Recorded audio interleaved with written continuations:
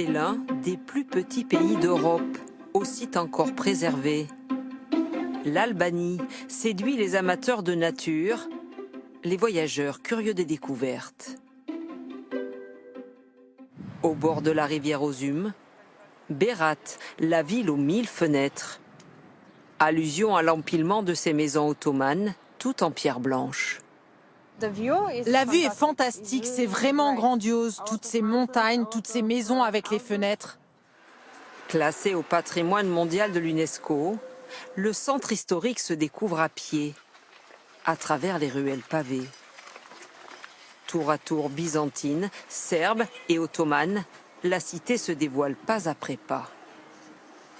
Une plongée dans le passé, comme cette maison de Pacha, un titre de noblesse sous l'Empire ottoman, aménagée aujourd'hui en hôtel-restaurant. Ce que les touristes apprécient dans cet hôtel, c'est l'histoire surtout, et l'architecture originale que nous avons pu conserver comme c'était avant. On n'a presque rien touché. Dans cette ville où l'on trouve des hôtels à 40 € la nuit, l'un des joyaux du pays, le château de Berat, entouré de murailles, visité par des touristes du monde entier.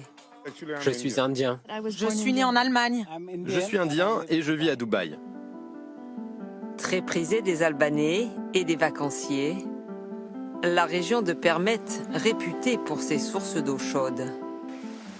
Je trouve que l'Albanie est un très très bon mélange de culture et nature. Vacances détente pour les uns, plus sportives pour ce groupe de marcheurs. Au programme, le canyon de Langarica, qui évolue entre 30 mètres et 150 mètres de hauteur. Un panorama de toute beauté. J'ai beaucoup voyagé avant. Il n'y a nulle part ailleurs dans le monde où tu peux t'asseoir sur une plage et regarder la neige dans la montagne en même temps. Robert Tabakou, guide sportif, ne quitterait pour rien au monde l'Albanie. Je suis attaché à mon pays. Je vis et je vivrai toujours ici. J'ai eu des offres pour travailler en Europe, en Allemagne et en France, mais je préfère franchement rester ici.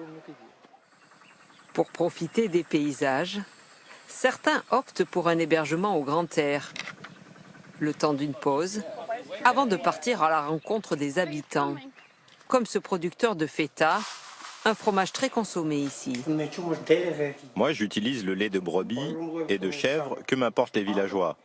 La maturation dure 20 jours, puis 2 mois dans les réfrigérateurs. Pour cette jeune Suisse, dégustation inédite. C'est incroyable, tu peux vraiment sentir que ça n'a pas été emballé dans du plastique ou conservé pendant longtemps. C'est vraiment frais. Après un coup d'arrêt dû à la crise sanitaire, l'Albanie espère retrouver tous ses touristes. Ils étaient près de 6,5 millions avant l'épidémie.